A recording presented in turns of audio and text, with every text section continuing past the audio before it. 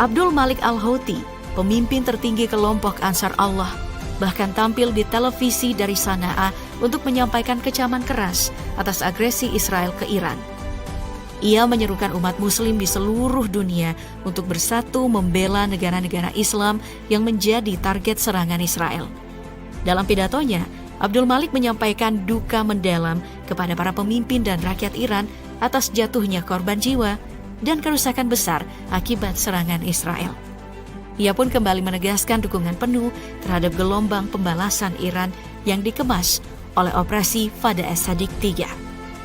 Dengan terlibatnya Houthi di medan perang ini, jelas konflik Israel-Iran akan kian memanas.